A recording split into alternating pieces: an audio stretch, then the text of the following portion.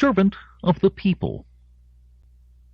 For Congressman Fiorello Delano Fitzgerald O'Hare, the election campaign started traditionally on the Tuesday after Labor Day. That was traditional for the congressman anyway, a feisty little 70-plus-year-old who liked his own traditions and didn't care much what anyone else's were. The summer was his own and his lady wife's, and when he started to press the flesh and hunt the votes was at the League of Women Voters televised debate, and not a minute before.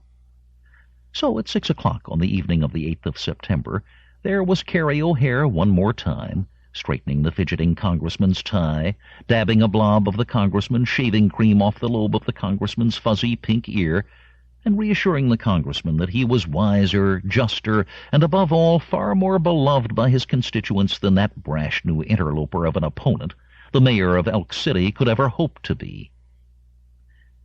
"Quit fussing," said the congressman with his famous impudent elf's smile.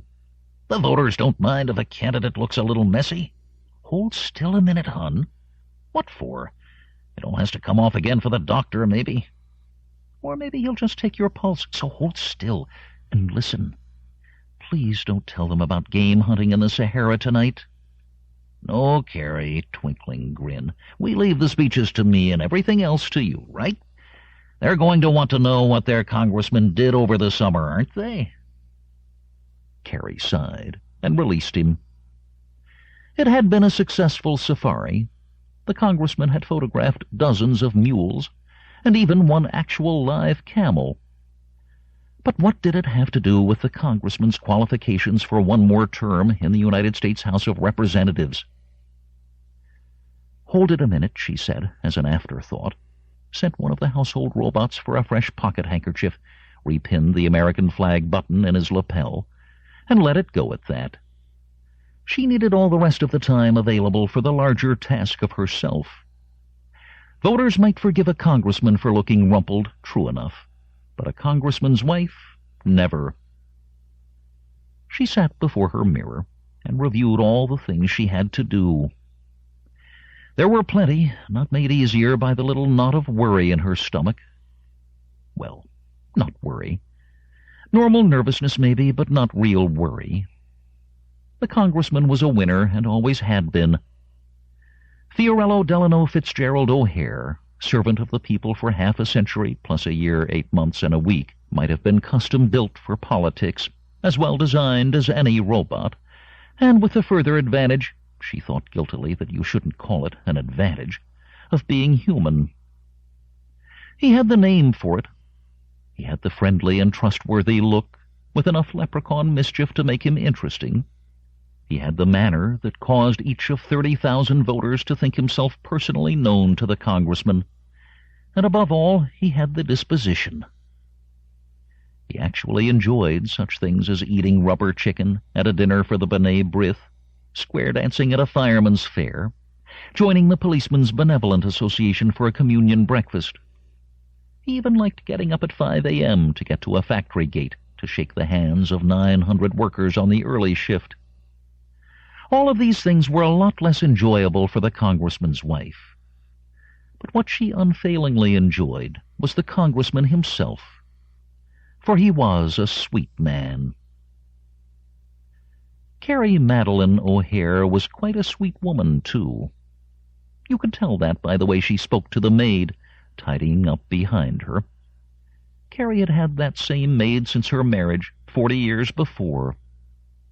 The congressman had been 35 years old, Carrie herself 22, and the maid a wedding present, fresh off the assembly line, an old-style robot with all its brains in some central computation facility. No personality, no feelings to hurt. But Carrie treated the robot just as she would a human being, or one of the new Josephson Junction machines, so close to human that they even had voting rights, for which they had to thank in very large part the congressman himself, and damn well Carrie thought better remember it come November. Carrie's preparations only went as far as makeup, hair, and underwear. There was no point in putting on the dress until they were ready to go, and the congressman's doctor hadn't even arrived yet for his traditional last-minute medical check. So she pulled on a robe, and descended the back stairs to the big screened porch for a breath of air. The house was ancient and 3 stories high. It stood on a little hill in the bend of the river, water on 2 sides. It would have been a fine house to raise children in, but there hadn't been any children, and it was a first-rate house for a congressman even without children. All through the years when small was status, the congressman had stuck to his 16 rooms because they were so fine for parties, so fine for entertaining delegations of voters, and putting up visiting political VIPs and all the other functions of political power. Carrie sat on the porch swing and found herself shivering. It wasn't the temperature. That had to be at least 75 degrees, in the old Fahrenheit system Carrie still used inside her head. It was still summer, but the wind made her feel cold. And that was strange when you came to think of it. When had the TV weathermen started talking about wind chill factors even in July and September? Why was it always so windy these days? Was it just because of the simple fact that, without ever willing it to happen, Carrie herself had somehow become 62 years old? And then her husband's angry bellow from inside the house. "Carrie, where are you? What's this damn thing doing here?" Carrie ran inside the house. There was her husband, flushed and angry, with that ruffled sparrow look he got when he was excited, facing down a stranger.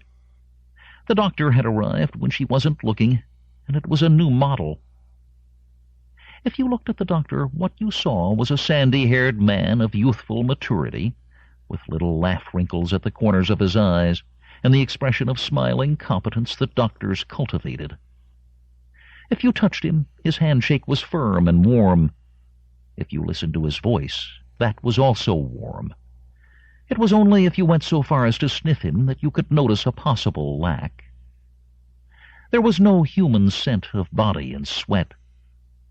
That meant a very recent shower, a foolproof deodorant, or a robot. And of course, a robot was what it was. "Oh, come on, Fee," she coaxed, anxiously good-humored. "You know it's just a doctor, come to check your blood pressure and so on." "It's not my regular doctor," roared the congressman, standing as tall and strong as possible for a man who, after all, was a shade shorter than Carrie herself. "I want my doctor. I've had the same doctor for 35 years, and that's the one I want now." It was so bad for him to get upset right before the kick-off debate. "Now, Fee," Carrie scolded humorously, trying to soothe him down, "you know that old dented wreck was due for the scrap heap. I'm sure that Dr. She looked at the new robot for a name, and it supplied it, smilingly self-assured. "I am Dr. William," it said. "I am a fully programmed Josephson Junction autonomous intellect model robot, Mr. Congressman, with core storage for diagnostics, first aid, and general internal medicine. And of course I carry data chip memory for most surgical procedures and test functions." The congressman's cheeks had faded from red to pink. He was not generally an irascible man. "All the same," he began, but the robot was still talking. "I'm truly sorry if I've caused you any concern, Mr. Congressman. Not only for professional reasons," it added warmly, "but because I happen to be one of your strongest supporters. I haven't yet had the privilege of voting in a congressional election, I'm sorry to say, because I was only activated last week, but I certainly intend to vote for you when I do." "Huh," said O'Hare, looking from the robot to his wife. And then the reflexes of half a century took over. "Well, your time's valuable, Dr. William," he said, "so why don't we just get on with this examination? And we can talk about the problems of this district while we do. As I guess you know, I've always been a leader in the fight for robot rights." And Carrie slipped gratefully away. Fiorello O'Hare's vote-getting skills had been tested in more than 24 elections, from his first runs for the school board and then the county commission, a decade before Carrie had been old enough to vote, through 22 terms in the Congress of the United States. 22 terms. From the old days when a congressman actually had to get in a plane or a car and go to Washington, D.C. to do his job, instead of the interactive electronic sessions that had made the job attractive again. And against 22 opponents. The opponents had come in all shapes and sizes. Pompous old has-beens when O'Hare was a crusading youth. Upstart kids as he grew older. Male or female, black or white, peaceniks and pro-lifers, spenders and budget balancers. O'Hare had beaten them all. He had at least beaten every one of them who dared contest the 23rd Congressional District. He had not done as well the time he made the mistake of trying for governor, fortunately in an off year, so his House seat was safe, and not well at all the time when he had hopes for the Senate, even once for the vice presidency. The primaries had ended one of those dreams. The National Convention slew the other. O'Hare learned his lesson. If he stayed in Congress, he was safe, and so were his committee chairmanships and his powerful seniority. After all these years, Caroline O'Hare could no longer remember by name all the opponents her husband had faced. If she could dredge them out of her recollections at all, it was by a single mnemonic trait. This one was mean. That one was hairy. There was a big, and a scared, and a dangerous. Classified in those terms, Carrie thought as they swept into the underground garage of the Shriners Auditorium, this year's opponent was a neat. He wore a neat brown suit with a neatly tied brown scarf and neatly shined brown shoes. He was chatting neatly with a small and self-assured group of his supporters as the O'Hares got out of their car and approached the elevator, and when he saw O'Hare he gave his opponent a neat, restrained smile of welcome. The neat opponent was riding on a record of 6 years as the very successful mayor of a small city in the district. Mayor Tom had been quite a vote-getter in the hometown, according to the data file printout Carrie had ordered. Her husband disdained such things. "I'm a personal man, Carrie, and I deal with the voters personally, and I don't want to hit key issues or play to the demographics. I want them to know me." But he must have retained a little something, for when he saw the other party, he hurried over, smile flashing, speech ready on his lips. "A great pleasure to see you here, Mr. Mayor," he cried, pumping the mayor's hand, "and to congratulate you again on the fine job you've been doing in Elk City." "You're very kind," smiled Mayor Tom, nodding politely to Carrie. Neat nod, neat smile, neat and pleasant voice. "Only truthful," O'Hare insisted as the elevator door opened for them. "Well, it's time to do battle, I guess, and may the best man win." "Oh, I hope not," the mayor said politely, "for in that case, as I am mechanical, it would surely be you." O'Hare blinked, then grinned ruefully at his wife. Cordiality toward his opponents was an O'Hare trademark. It cost nothing, and who knew but what it might soften them up? Not many opponents had played that back to O'Hare. Carrie saw him pat the mayor's arm, stand courteously aside as they reached the auditorium floor, and bow the other party out. But his expression had suddenly become firm. He was like a current breaker that had felt a surge of unexpected and dangerous power. It had opened unaware, but now it had reset itself. It would be ready for the next surge. But actually, when the surge came, O'Hare wasn't. The first rounds of the debate went normally. It wasn't really a true debate, of course. It was more like a virtuoso piece ballet, with 2 prima ballerinas each showing off her own finest bits.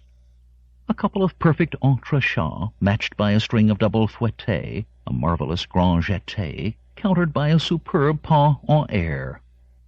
O'Hare went first. His greatest strengths were the battles he had won, the fights he had led, the famous figures he had worked with. Not just politicians. O'Hare had been the intimate of ambassadors and corporation tycoons and scientists. He had even known Amalfi Amadeus himself, the man who had given the world cheap hydrogen fusion power and made the modern utopia possible. O'Hare got an ovation after his first 7-minute performance. But so did his opponent. The mayor was a modest and appealing figure. How handsome they made robots these days. The mayor, talking about its triumphs in Elk City, had every name right, every figure detailed, how precise they made them. What O'Hare offered in glamour, the mayor made up in encyclopedic competence. And then Carey saw how the trick was done. Against all advice, the congressman in his second session was telling the audience about the highlights of their summer photo safari along the Nile. Against Carey's expectations, the audience was enjoying it. Even the mayor. As O'Hare described how they had almost but not quite seen a living crocodile and the actual place where a hippopotamus had once been sighted, the mayor was chuckling along with everyone else. But while it was chuckling, it was reaching for its neat brown attaché case. Opened it, pulled out a module of data store microchips, opened what looked like a pocket in the side of its jacket, removed one set of chips, and replaced them with another. It was plugging in a new set of memories. How very unfair! Carey glanced around the crowded audience to see if any of the audience were as outraged as she, but if they were, they didn't show it. They were intent on the congressman's words, laughing with him, nodding with interest, clapping when applause was proper. They were a model audience, except that they did not seem to notice or to care about the unfairness of the mayor. But why not? They certainly looked normal and decent enough, so friendly and so amiable and so neat. Carey's hand flew to her mouth. She gazed beseechingly at her husband, but he was too wily a campaigner to have failed to read the audience. Without a hitch, husbanding his time to spend it where it would do the most good, he swung from the pleasures of the summer holiday to the realities of his political life. "And now," he said, leaning forward over the lectern to beam at the audience, "it's back to work, to finish the job you've been electing me for. As you know, I was one of the sponsors of the robot ERA. A lot of voters were against that in the old days. Even my friends in political office advised me to leave that issue alone. They said I was committing political suicide because the voters felt that if the amendment passed, there would be no way anybody could tell the difference between a human and a mechanical anymore, and the country would go to the dogs. Well, it passed, and I say the country's better off than ever, and I say I'm proud of what I did and anxious to go back and finish the job." And he beamed triumphantly at his opponent as the applause swelled and he relinquished the floor. But the mayor was not in the least disconcerted. In fact, he led the clapping. When he reached the podium, he cried, "I really thank you, Congressman O'Hare, and I believe that now every voter in the district, organic and mechanical alike, knows just how right you were. That amendment did not only give us mechanicals the vote, it not only purged from all the data stores any reference to the origins of any voter, mechanical or organic, but it also did the one great thing that remained to do. It freed human beings from one more onerous and difficult task, namely the job of selecting alone their elected officials. What remains? Just one thing, I say, the task of carrying this one step further, by electing mechanicals to the highest offices in the land, so that human life can be pure pleasure." And the ovation was just as large. The mayor waited it out, smiling gratefully toward O'Hare, and when the applause had died away, it went on to supply specifics to back up its stand. All dredged, Carey was sure, out of the store of chips she had seen it plug in. On the stage, her husband's expression did not change, but Carey saw the eyes narrow again. The relay had popped open once more and reset itself, snick, snick. O'Hare knew that this opponent was a cut above the others. This campaign was not going to be quite like those that had gone before. And indeed, it wasn't. Although for the first few weeks it looked as though it would have the same sure outcome. By the 1st of October, The congressman was hitting his stride. 3 coffee clutches a day, at least 1 dinner every evening. He had long ago learned how to push the food around his plate to disguise the fact that he wasn't eating. And all the hundreds of block parties and TV spots and news conferences, and just strolling past the voters. The weather turned cooler, but still muggy, and the outdoor appearances every day began to worry Carrie. The congressman's feet would never give out, or his handshake, or his smile muscles. What was vulnerable was his voice. Up on a street corner platform, his enemies were the damp wind and the sooty air. Walking along a shopping block, the same, plus the quiches and pitas, the ravioli and the dim sum, the kosher hot dogs and sushi. The whole spectrum of ethnic foods that an ethnic wooing candidate traditionally had to seem to enjoy. The tradition's out of date, Carrie told him crossly, throat lozenges in one hand and antacid pills in the other, as he gamely tried to recuperate before going to bed. When half the voters are robots. Her husband sat on the edge of their bed, rubbing his throat and his feet alternately. It's the organics I need, love. The robots know where I stand. They also knew, Carrie thought, but did not say, that his opponent was one of them. But robots were programmed to be fair. Poring over the daily polls after her husband had gone to sleep, Carrie almost felt confidence that they were.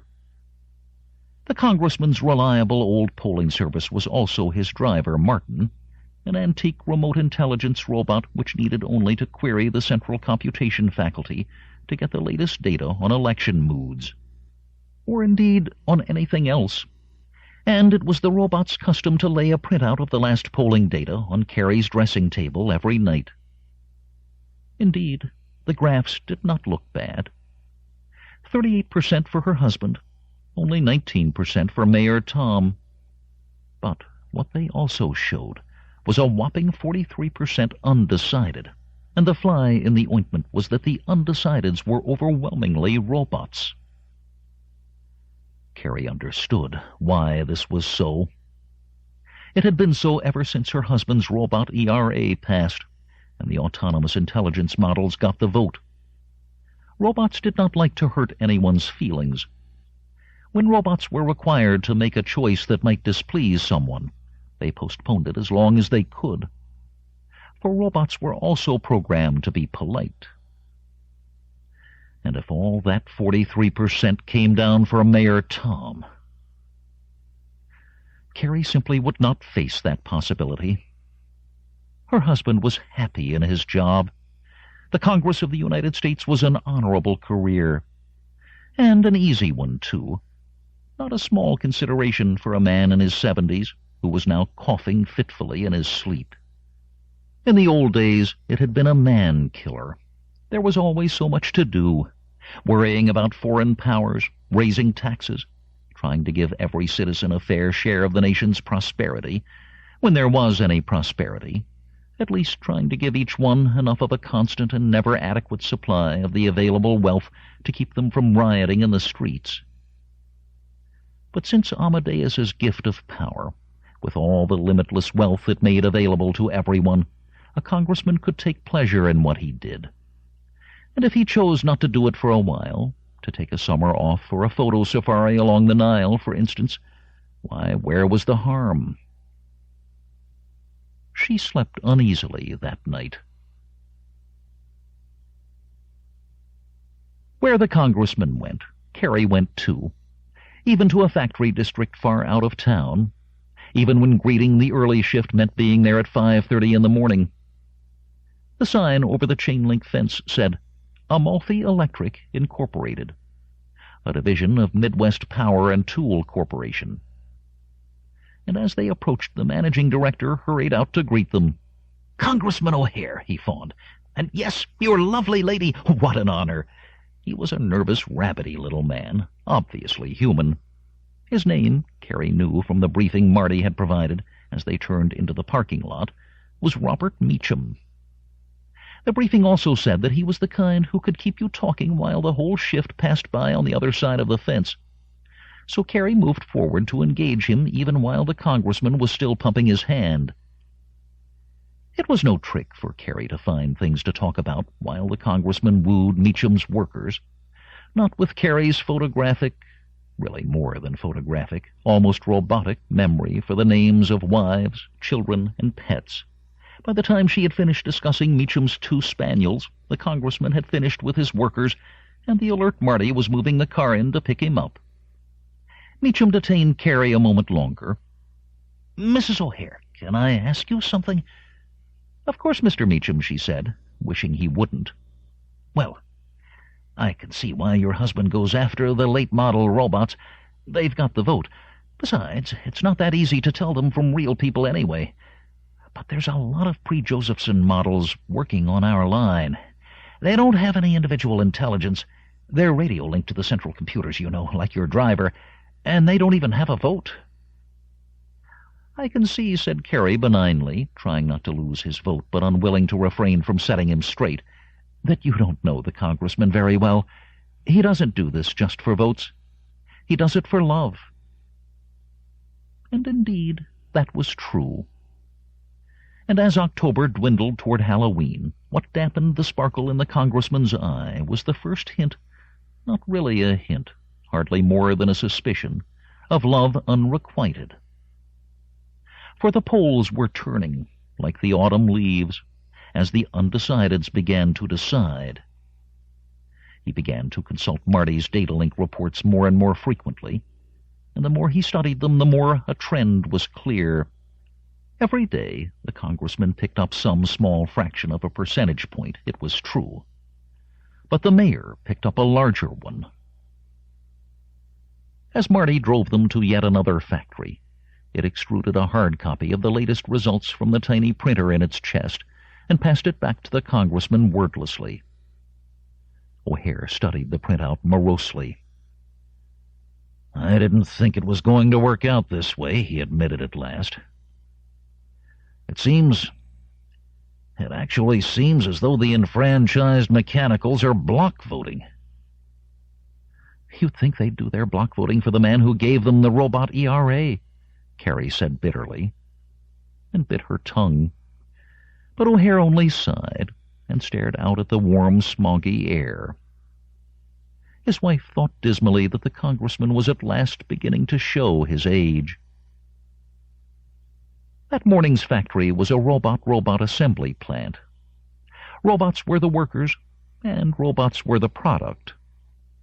Some of the production bays were a decade old and more, and the workers were CIMs, Central Intelligence Mechanicals, like their old driver Marty. Their dented old skulls housed sensors and communications circuits, but no thought.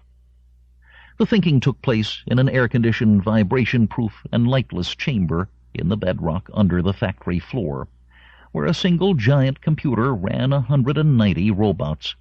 But if the bulk of the workers were ancient, what they produced was sparkly new.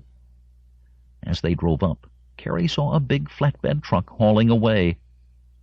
It was furnished with what looked like pipe racks bolted to the bed, and in each niche in the pipes a shiny new Josephson Junction autonomous intellect robot had harnessed itself to the rack and lapsed into power-down mode for the trip to the distribution center. There were more than 100 of them in a single truckload. 100 votes, Carrie thought longingly, assuming they would all stay in the 23rd Congressional District. But she was not surprised, all the same, when she observed that the congressman was not thinking along precisely those strategic lines. She sighed fondly, watching him as he did what she knew he was going to do. He limped down the line of CIMs with a word and a smile and a handshake for each. And not a vote in the lot of them.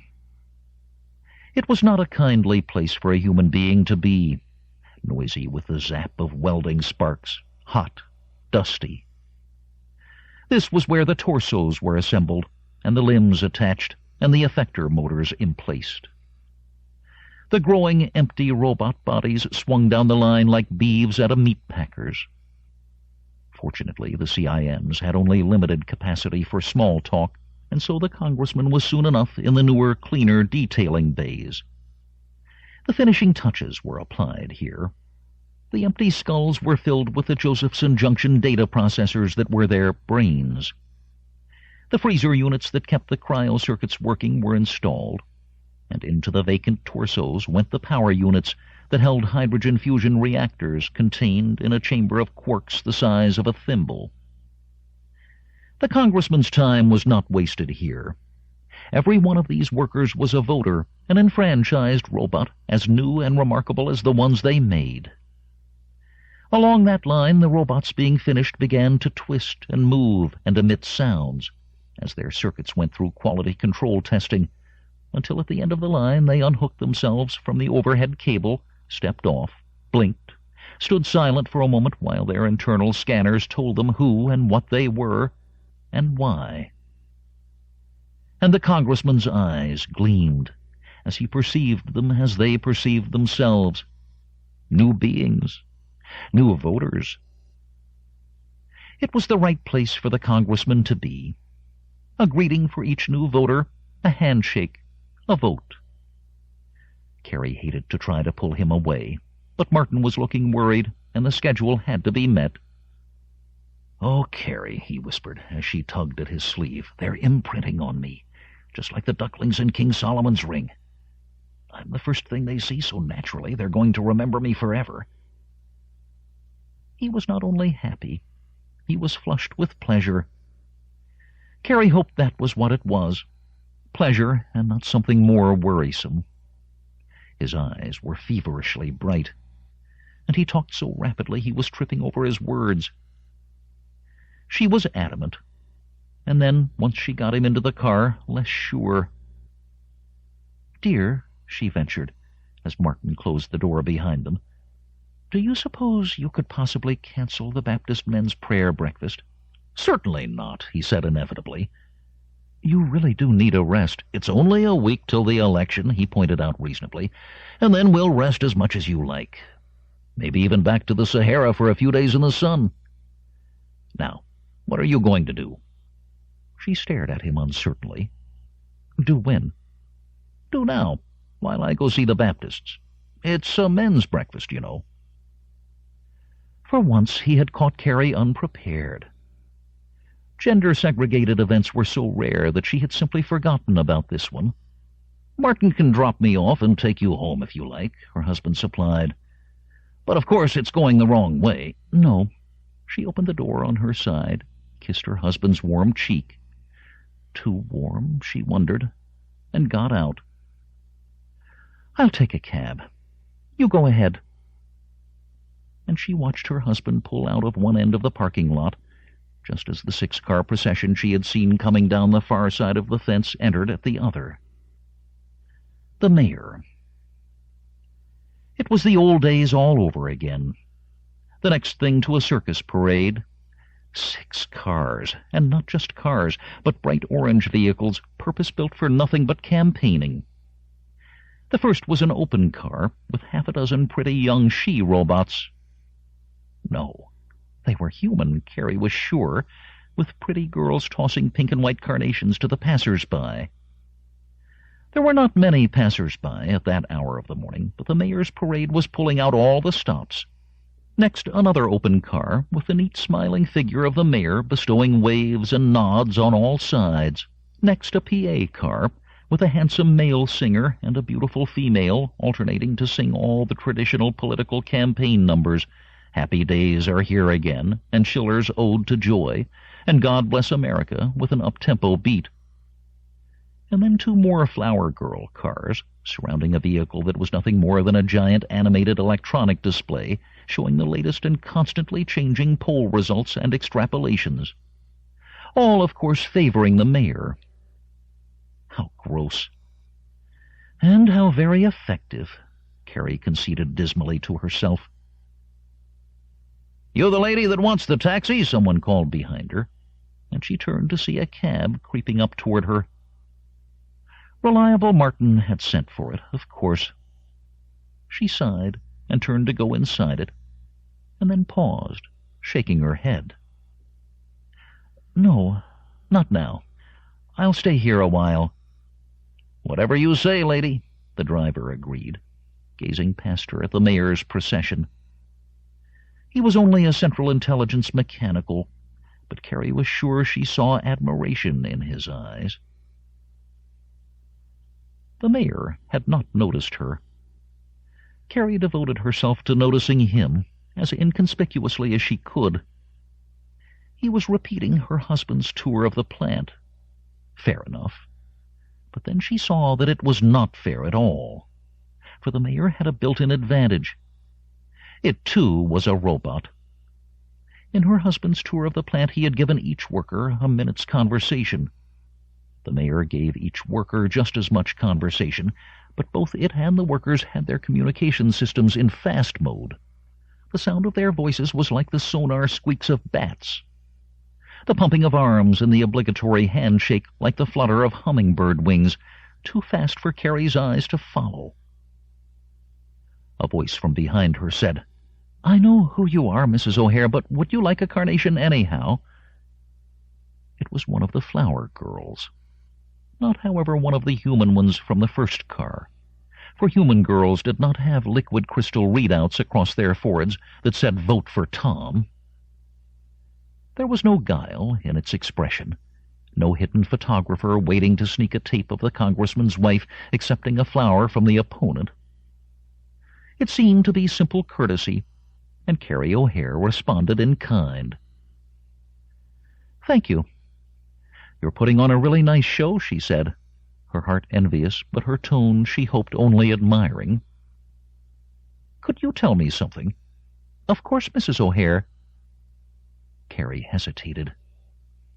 It was her instinct to be polite to everyone, robots included, her own programming, of course. How to put what she wanted to know?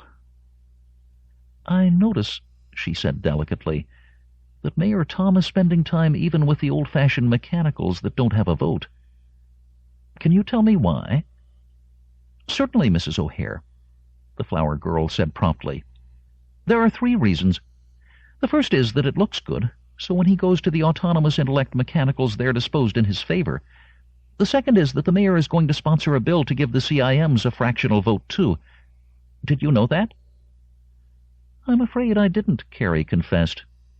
"But surely they can't be treated the way humans or Josephson Junction mechanicals are." "Oh, no, not at all," it agreed, smiling. "That's why it's only a fractional vote. You see, each of the CIMs is controlled by a central computer that is quite as intelligent as any of us, perhaps even more so. The central intelligence has no vote at all, so what Mayor Tom proposes is that each of the CIMs will have a fraction of a vote, 1/190th of a vote, in the case of the workers here, since that's how many of them the plant computer runs. So if they all vote, the central computer will in effect have the chance to cast a ballot on its own. You know the old slogan, Mrs. O'Hare, 1 intelligence, 1 vote. Carrie nodded unhappily. It made sense. It was exactly the sort of thing her husband would have done himself if he had thought of it. But he hadn't. Maybe he was getting past the point of thinking up the really good political ideas anymore. Maybe. You said there were 3 reasons. Well, just the obvious one, Mrs. O'Hare. The same reason as your husband does it. It's not just for votes with the mayor. It's love. She hesitated, then confided, "I don't know whether you know this or not, Mrs. O'Hare, but autonomous intellect mechanicals like Mayor Tom and I have a certain discretion in our behavior patterns. One of the first things we do is study the available modes and install the ones we like best. I happen to have chosen nearly 20% you, Mrs. O'Hare, and the mayor, he's nearly 3/4 your husband." There is a time for all things, thought Carrie O'Hare, as she walked over to the mayor's procession to ask them to call her a cab. There is a time to stay and a time to go. And maybe the time to stay in office was over for Fiorello Delano Fitzgerald O'Hare. Some of the robots her husband had greeted as they came off the assembly line were standing in a clump, waiting no doubt for the arrival of the next truck to bear them away. They waved to Carrie. She responded with a slight decrease of worry. They were sure votes anyway. Unless... She stopped short. What was the mayor doing with them? She gazed incredulously at the scene, like a high-speed film. The mayor thrusting a hand into a pouch, jerking it out, swiftly passing something that shone dully to the robot he was talking to, and moving briskly to the next. And then, without willing it, Carrie herself was in high-speed mode, almost running toward the mayor, her face crimson with rage. The mayor looked up as she approached, and politely geared down. "Mrs. O'Hare," it murmured, "how nice to see you here." "I'm shocked," she cried. "You're brainwashing them." The mobile robot face registered astonishment, and what was almost indignation. "Why, certainly not, Mrs. O'Hare. I assure you I would never do such a thing. I saw you, Mayor Tom. You're reprogramming the robots with data chips." Comprehension broke over the mayor's face, and it gestured to the she-robot who had given Carrie the flower. "Ah, the chips. Yes, I see." It pulled a chip out of the pouch and passed it to the she with a burst of high-speed squeaks. "Oh, I beg your pardon, Mrs. O'Hare. Let me repeat what I just said in normal mode. I simply asked Millicent here to display the chip contents for you." "Sure thing, Mayor," smiled Millicent, tucking the chip under the strap of its halter top. The running message on Millicent's forehead disappeared, and the legend appeared. The Constitution of the United States of America. "We, the people of the United States, in order to form a more perfect union, establish justice, ensure domestic tranquility, provide for the common defense." "Move it on, please," ordered the mayor. "Search O'Hare. Most of it," it added to Carrie, "is only the basic legislation, the Constitution, the election laws, and so on. We don't get to your husband until... here it is." And the legend read, H.R. 29038, an act to propose a constitutional amendment to grant equal voting rights and other civil rights to citizens of mechanical origin which satisfy certain requirements as to autonomy of intellect and judgment. "The robot ERA," Carrie said. "That's right, Mrs. O'Hare, and of course your husband's name is on it. Then there's nothing about him until... Advance search, please, Millicent. Yes, until we come to his basic biographical information, birthplace, education, voting record, medical reports, and so on." "Medical reports? That's confidential material." The mayor looked concerned. "Confidential, Mrs. O'Hare? But I assure you the data on myself is just as complete. It's different with human beings. Fiorello's doctor had no business releasing that data." "Ah, I see," said the mayor, nodding in comprehension. "Yes, of course, that is true for his present doctor, Mrs. O'Hare, but previously the congressman made use of a CIM practitioner, a robot whose central processing functions took place in the general data systems, and of course all of that is public information." "I'm sorry, I assumed you knew that. Display the congressman's medical history," it added to the she, and Carrie gazed at the moving line of characters through tear-blurred eyes. It was all there. His mild tachycardia, the arthritis that kicked up every winter, the asthma, even the fact that now and then the congressman suffered from occasional spells of constipation. "It's disgusting to use his illnesses against him, Mayor Tom. Half of his sickness was on behalf of you robots." "Why, that's true, yes," the mayor nodded. "It is largely tension-induced, and much of it undoubtedly occurred during the struggle for robot rights. If you'll look at the detailed record, datum 78, line 4, please, Millicent, you'll see that his hemorrhoidectomy was definitely stress-linked, and moreover occurred just after the robot ERA debate." The expression on the mayor's face was no longer neat and self-assured. It was beginning to be worried. "I don't understand why you are so upset, Mrs. O'Hare," Tom added defensively. "It's a filthy trick, that's why." Carrie could feel by the dampness on her cheeks that she was actually weeping now, and mostly out of helpless frustration. It was the one political argument her husband could never answer. It was obvious that the strain of the robot ERA had cost Congressman O'Hare in physical damage, and the robots would understand that, and would behave as programmed. They served human beings. They spared them drudgery and pain. They would therefore remove him from a task which might harm him, not out of dislike, but out of love. "Don't you see it's not like that any more?" she blazed. "There's no strain to being in Congress any more, no tax bills to pass, no foreign nations to arm against, no subversives to control. Why, if you look at the record, you'll see that his doctor urged Fiorello to run again." "Ah, yes," the mayor nodded. "But one never knows what may come up in the future." "One damn well does," she snapped. "One knows that it'll break Fee's heart to lose this election." The mayor glanced at the she-robot, then returned to Carrie.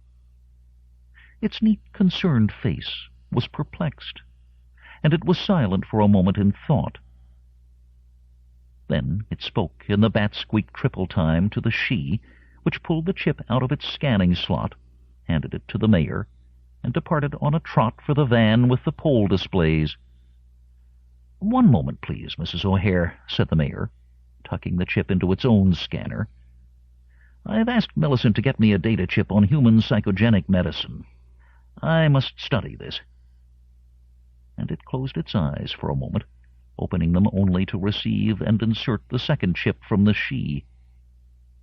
When the mayor opened its eyes, its expression was regret, apology. Neither of those, Carrie decided. Possibly compassion. It said, "Mrs. O'Hare, my deepest apologies. You're quite right. It would cause the congressman great pain to be defeated by me, and I will make sure that every voting mechanical in the district knows this by this time tomorrow morning." There had to be right words to say, but Carrie O'Hare couldn't find them. She contented herself with "thank you," and then realized that those had been the right words after all, but was unable to leave it at that. "Mayor Tom, can I ask you something?" "Of course, Mrs. O'Hare. It's just, well, I'm sure you realize that you people could easily beat my husband if you stuck together. You could probably do that in nearly every election in the country. You could rule the nation, and yet you don't seem to go after that power." The mayor frowned. "Power, Mrs. O'Hare? You mean the chance to make laws and compel others to do what you want them to? Why, good heavens, Mrs. O'Hare, who in his right mind would want that?" Carrie shook her head in puzzlement. "I thought you did," she said. "Otherwise, why have you been running for office at all?" The mayor smiled its neat smile. "I am programmed for service," it said, "and that is the service I am designed to render. To program us for power would mean some very basic changes. No such changes," it said politely, "have ever been put into effect. Yet